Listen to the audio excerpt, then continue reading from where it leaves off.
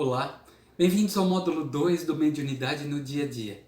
Nesse módulo vamos ver sobre o surgimento e a educação da mediunidade. E vamos aprofundar um pouco mais sobre a mediunidade propriamente dita, aquela que ultrapassa, que vai além da inspiração e da influenciação espiritual.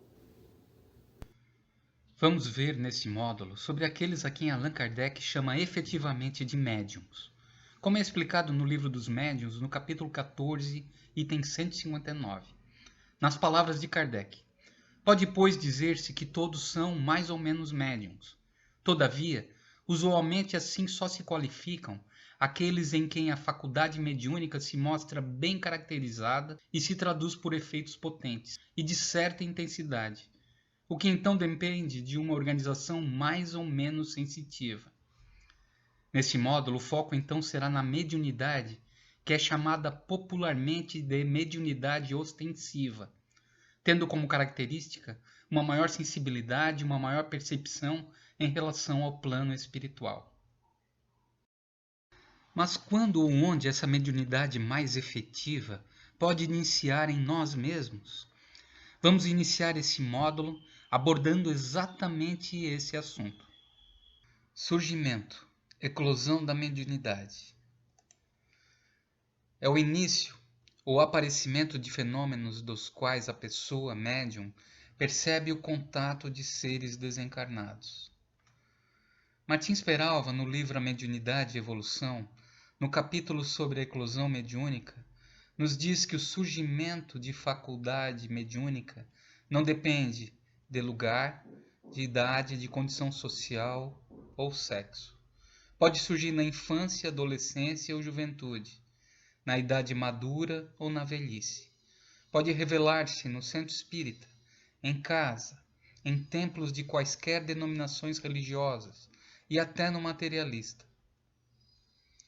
Quando eclode, quando surge a mediunidade, a procura de um centro espírita é indicada, exatamente para que recebam primeiramente a orientação necessária, para depois, de acordo com as possibilidades de tempo e disposição do médium, buscarem a educação e o desenvolvimento mediúnico.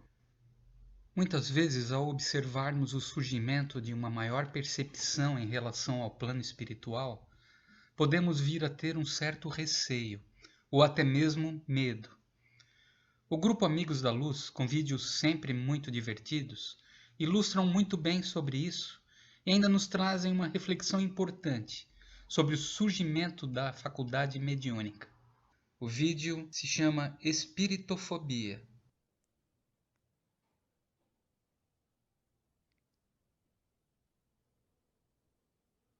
Tá gostando? É bem interessante. Ai, eu te assustei, você é um fantasma. Fantasma não, espírito. Ai, espírito fantasma, no fundo é tudo gente morta. Socorro! Eu tenho medo. Ai, minha Nossa Senhora. Ui. Você tem medo de espírito? Ai, pavor. Então você tem medo de você mesma. Claro que não. Você é tão espírito quanto eu. Mas você tá desencorpada. Desencarnada. Essa é a única diferença. É uma grande diferença, não acha não? Eu não tô entendendo. Você não tava lendo o livro dos espíritos? Por que você fica assim, tão apavorada? Hein, Janete? Eu tô lendo o livro porque eu quero aprender espiritismo através do livro, tá? Eu sempre gostei muito mais do livro do que do filme. Fico muito feliz que você esteja interessado no assunto, viu? Vai te ajudar muito na sua caminhada, já que você é médium. Parou a palhaçada. Eu não quero ser médium. Eu só quero ser espírita porque eu quero fazer caridade. Eu quero servir sopão fraterno, chá fraterno, macarrão fraterno, tudo que é fraterno. Eu só não quero meter com gente descarneçada. Ui. Desencarnada. Se é só pela caridade material, você não precisa, assim, virar espírita. Você pode se juntar a qualquer um desses movimentos filantrópicos que tem por aí. Tem vários ótimos. Não quero saber. O espiritismo vai muito além disso. Ele nos ajuda a entender as leis da vida, a cuidar da nossa evolução moral e vai te ajudar muito através do trabalho mediúnico. Eu só quero servir o sopão. Acho ótimo, mas você já pensou que tem outras pessoas que precisam de outro tipo de ajuda? E que você tem um dom que muita gente gostaria de ter? Mas eu não pedi nada, minha filha. Pediu sim, antes de nascer. Mas eu não me lembro dessa época, eu tava desencalhada. Desencarnada. Você pediu muito por essa chance, Janete. Você queria muito vir à Terra para ajudar as pessoas, trazer consolo, acolhimento através da mediunidade. Isso não te é familiar? Quer dizer, não, mas mais ou menos. Quer dizer, eu sempre tive dentro de mim, eu sempre tive uma vontade de ajudar as pessoas, sabe? Uma coisa enorme dentro de mim. Mas sabe quando tá faltando alguma coisa pra te completar? Então, eu só não tinha tentado o espiritismo. Você vai ver, vai te fazer bem. Precisa, sim, de disciplina, dedicação. Mas quando você aprender a usar a sua mediunidade, vai te trazer muita satisfação. O medo acaba passando, né? Conforme você estuda, vai vendo que fica tudo muito natural. Então vou ter que estudar muito pra poder essas coisas entrarem na minha cabeça, porque tá tudo muito bizarro, vou ter que estudar demais. E seu espírito? Tem mais espírito por... Não. Eu quis dizer que é essa a intenção. Ai, que susto. Eu pensei que tinha outra pessoa desencarnada. É desencarnada. Esquece. Você falou certo dessa vez.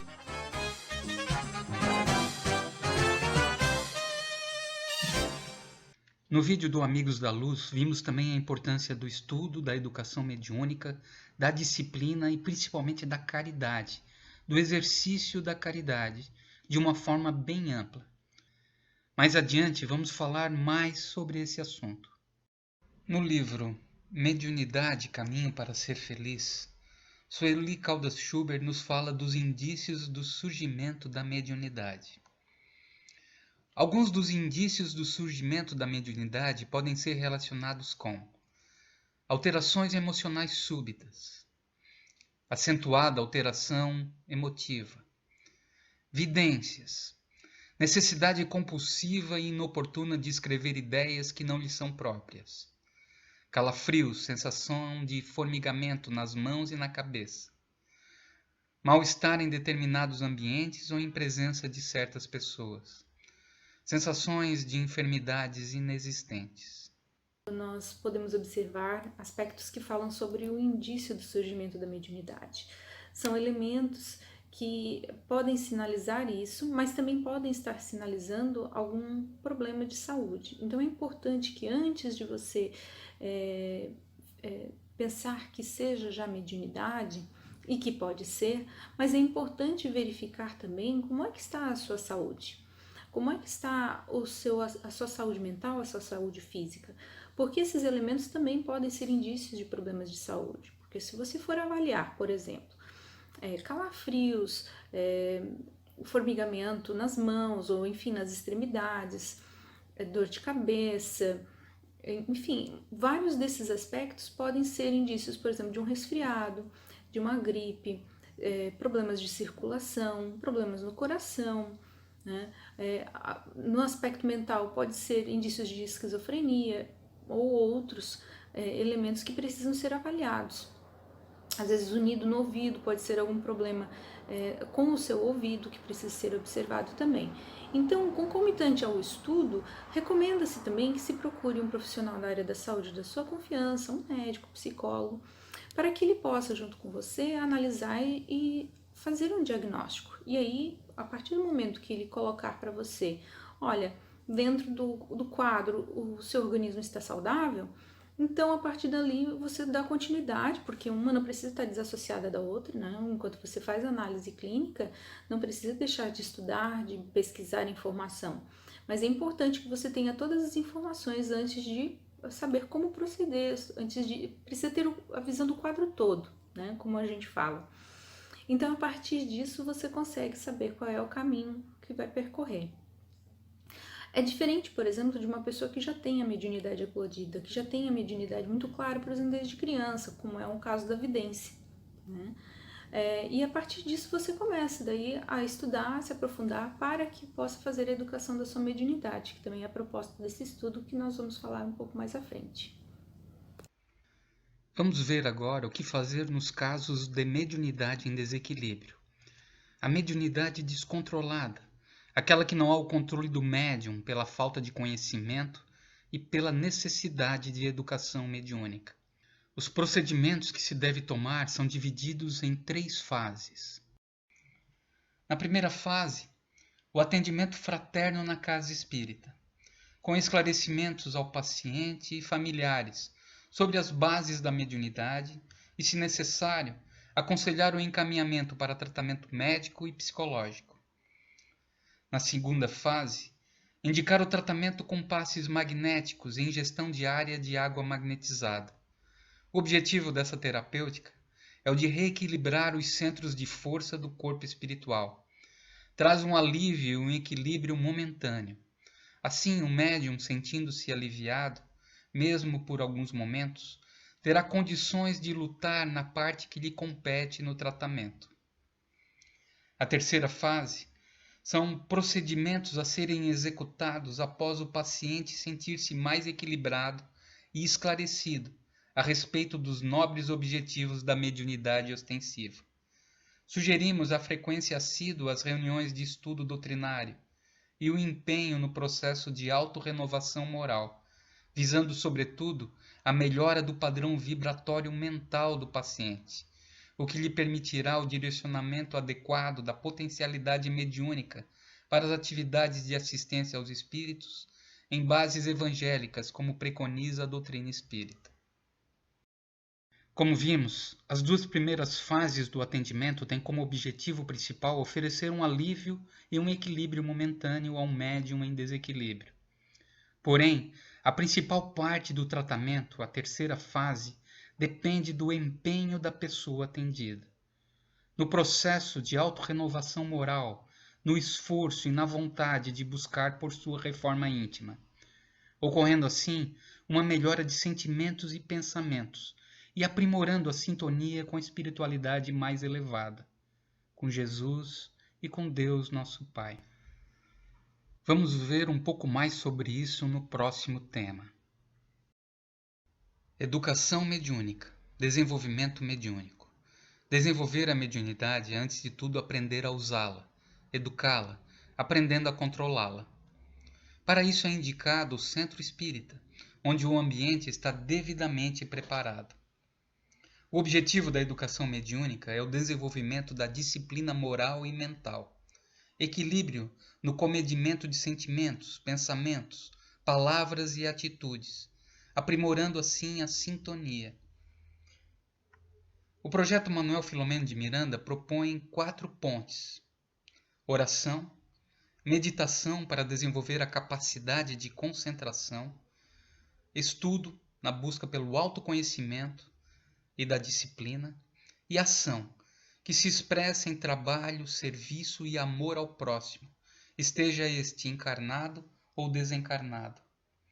Como bem lembrou o nosso inesquecível Chico Xavier, os espíritos amigos sempre mostram disposição de nos auxiliar, mas é preciso que, pelo menos, lhes ofereçamos uma base. Nesse slide, nós falamos sobre a educação da mediunidade. E ali o Projeto Manuel de Filomeno de Miranda, ele fala muito sobre quais os aspectos que nós precisamos ter atenção: a oração, a meditação, o estudo e a ação. Sabemos que a manifestação da mediunidade, o fenômeno da mediunidade, ele não ocorre apenas na casa espírita, ele não é uma coisa às vezes cronometrada, principalmente quando ele está eclodindo. Né? Nós ainda estamos aprendendo sobre esse processo no momento em que está acontecendo tudo isso. Nosso organismo está mudando, os nossos sentimentos estão mudando, né? Tudo isso se manifesta de uma forma que, enquanto nós não nos conhecermos, se torna um transtorno, não só para a pessoa que está passando por isso, mas também para todas as pessoas que estão no entorno, que não estão entendendo o que está acontecendo. Porque o livro dos médiuns nos diz que todos nós temos mediunidade em algum grau, mas muitas pessoas, elas ficam no âmbito da mediunidade por intuição, né? O famoso sexto sentido.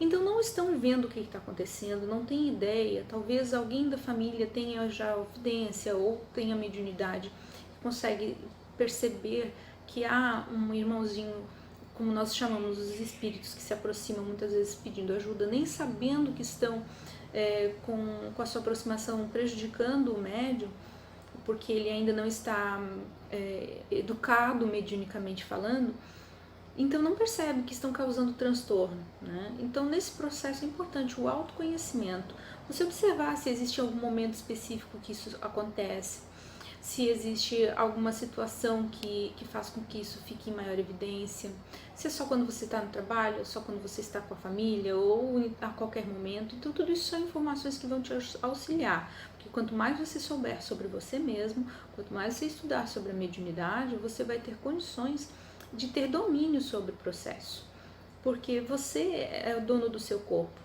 Então você vai começar a aprender o que você consegue fazer para minimizar a situação e o que você pode fazer para impedir em algumas circunstâncias. Então a oração é muito importante, a vibração é muito importante.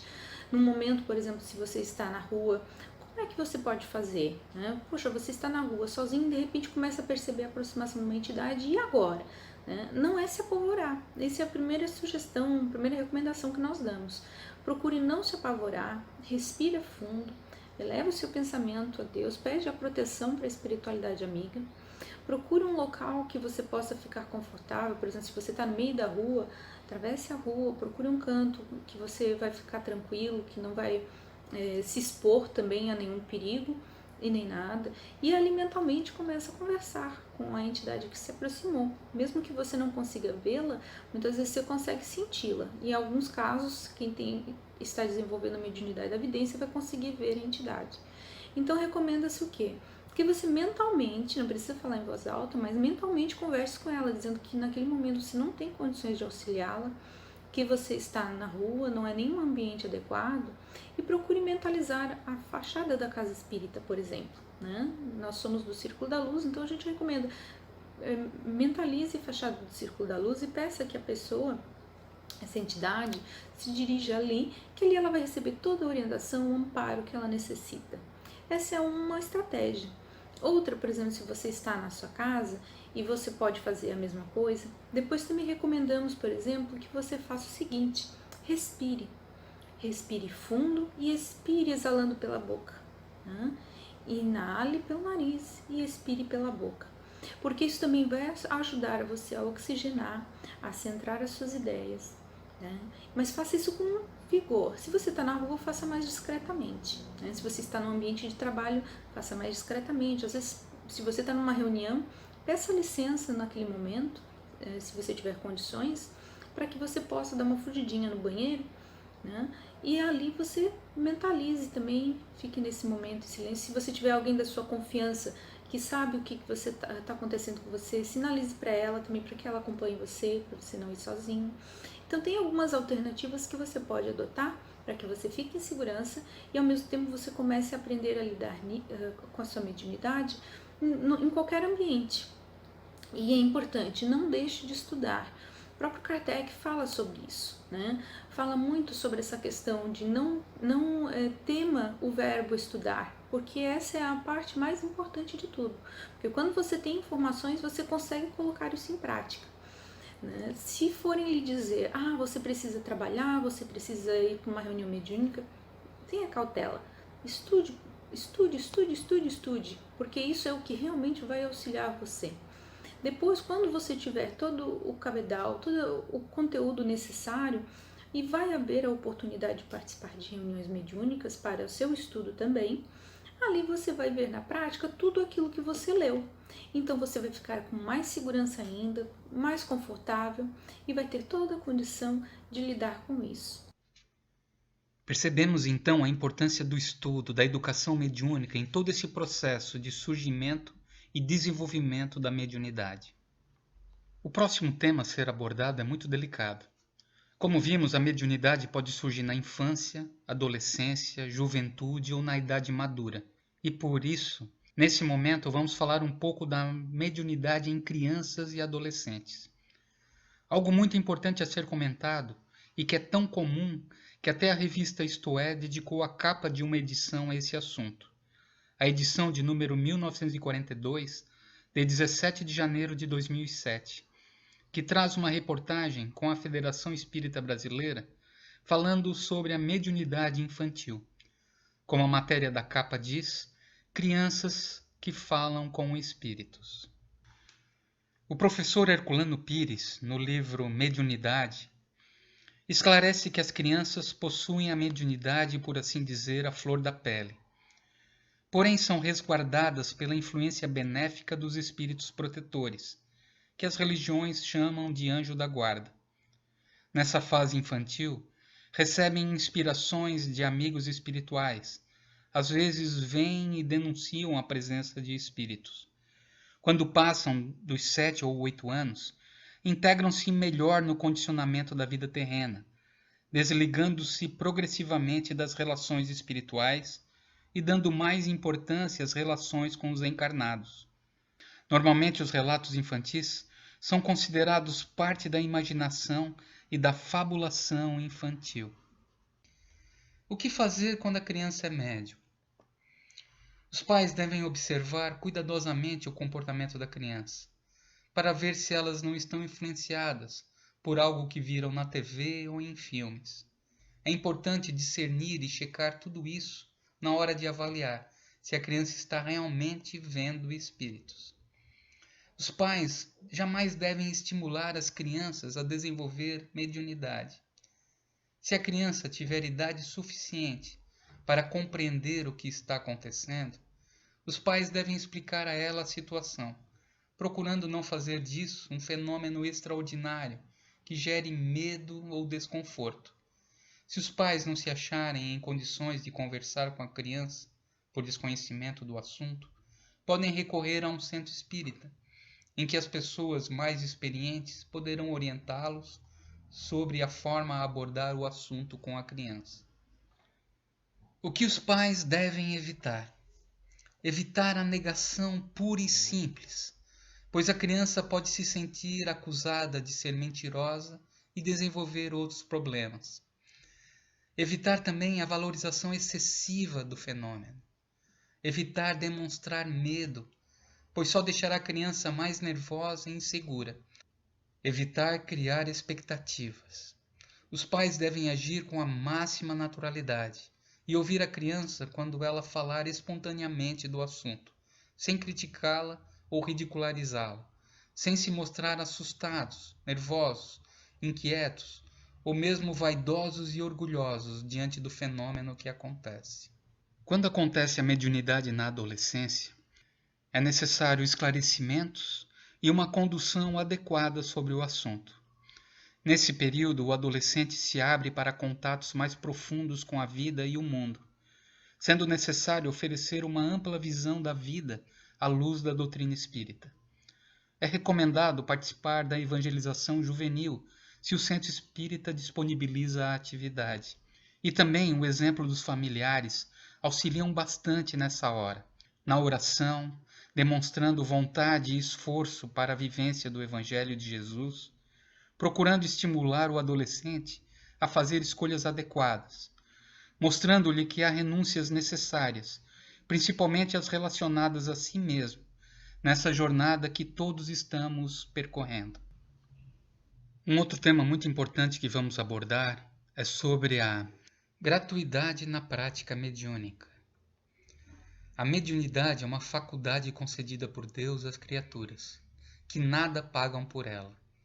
Quando desenvolveu a mediunidade nos seus discípulos e os mandou trabalharem com ela em favor da humanidade, Jesus lhes disse: de graça recebestes, de graça dai. A mediunidade é uma faculdade fugidia, instável, com a qual ninguém pode contar com certeza, já que não funciona sem o concurso dos espíritos. Ora, os espíritos, quando bons, não se prestam ao comércio mediúnico, pois não irão concorrer para a cupidez e ambição do seu intermediário, e quando maus, também não gostam de ser explorados e nem sempre querem atuar. O médium estará recebendo a paga pelo trabalho dos espíritos, o que é imoral, além de lançar descrédito sobre a mediunidade. O Evangelho segundo o Espiritismo, no capítulo 26, diz que explorar a mediunidade é, portanto, dispor de uma coisa de que realmente não se é dono. Afirmar o contrário é enganar a quem paga.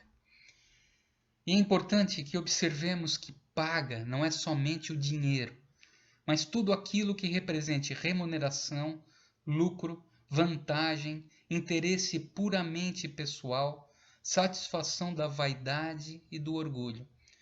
E essa observação serve para tudo que envolve a mediunidade, desde a inspiração para uma palestra ou exposição doutrinária, até nas comunicações de mensagens do plano espiritual. Sobre os cuidados na prática mediúnica.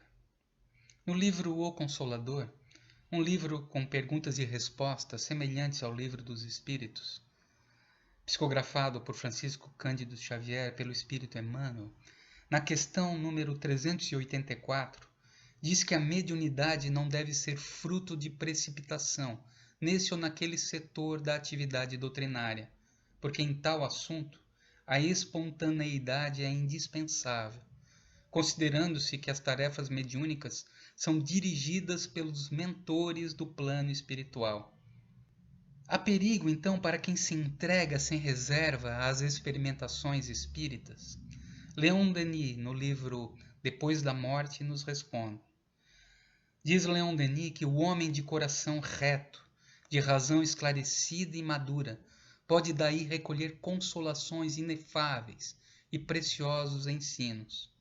Mas aquele que só fosse inspirado pelo interesse material, ou que só visse nesses fatos um divertimento frívolo, tornar-se-ia fatalmente objeto de uma infinidade de mistificações, um joguete de espíritos pérfidos.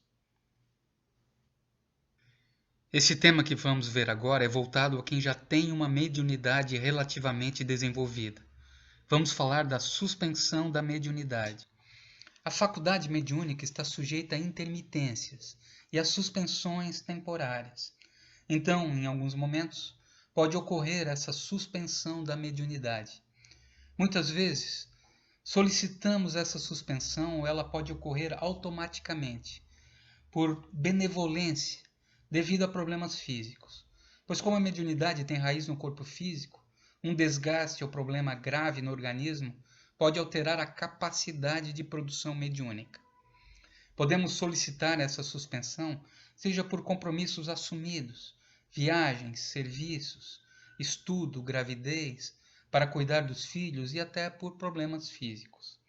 Pode ocorrer para servir como advertência, quando o médium começa a usar a mediunidade para coisas frívolas, ou com propósitos ambiciosos ou egoístas, ou se nega a transmissão das mensagens e a produção dos fenômenos necessários ao socorro material e espiritual das criaturas.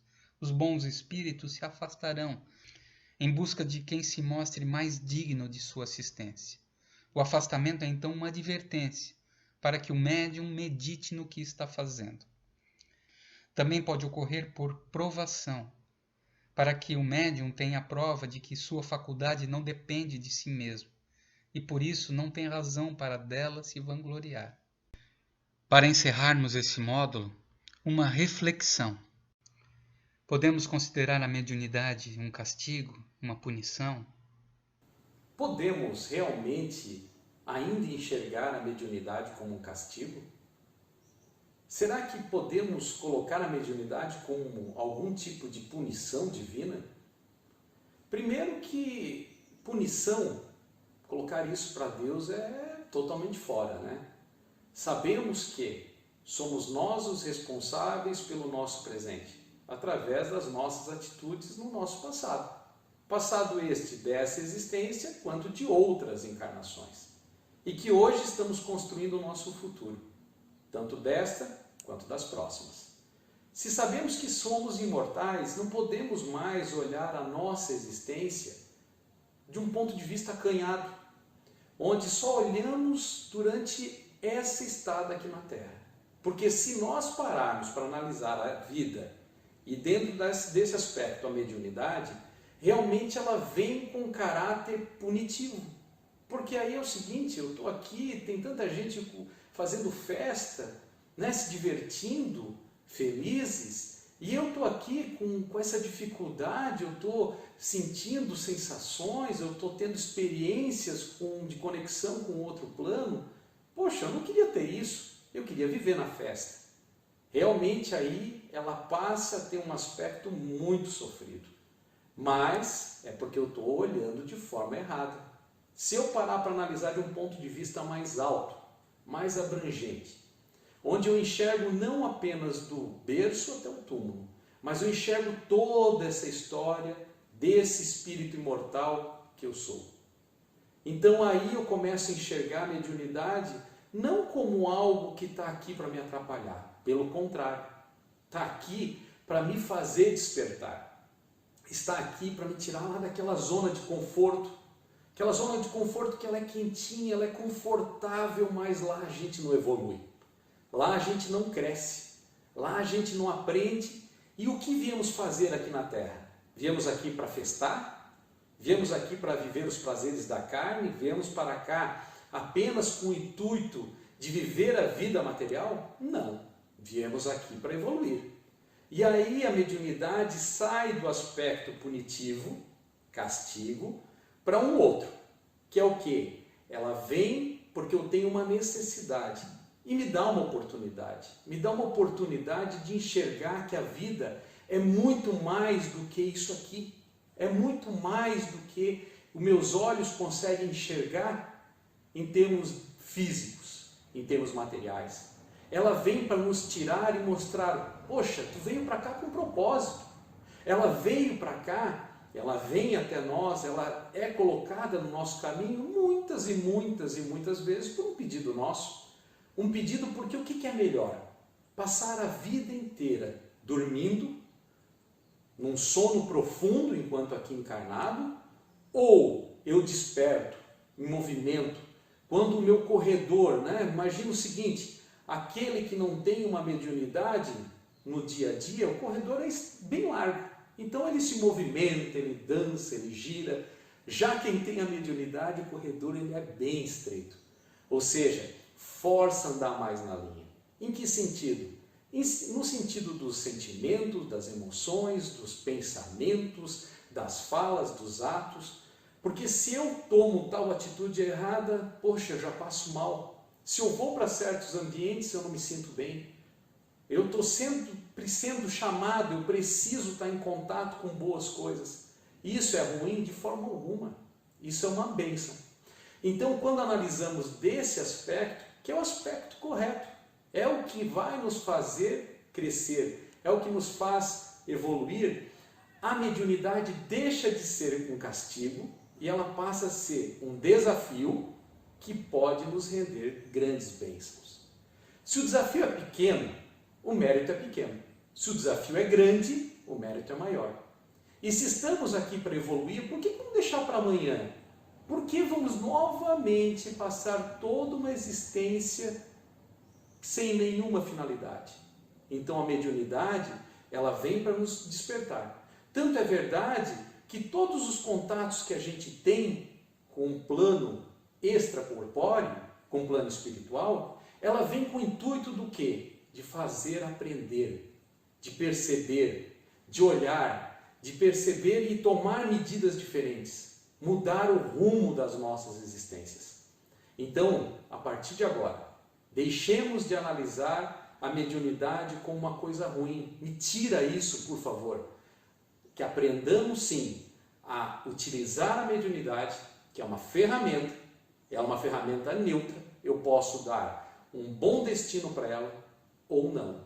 E que a gente então pegue essa mediunidade, aproveite essa bênção e traduza em muitos frutos. Esse é um dos objetivos da mediunidade. Devemos encarar a mediunidade como uma bênção que Deus nos dá, pois é uma oportunidade de trabalho na seara do bem. Oportunidade escolhida por nós mesmos antes da reencarnação, onde iremos resgatar débitos do passado. Porém, a mediunidade não isenta o médium das dificuldades e sofrimentos. Ele não é um ser especial, mas espírito que aceitou ou pediu essa responsabilidade para aprender e evoluir.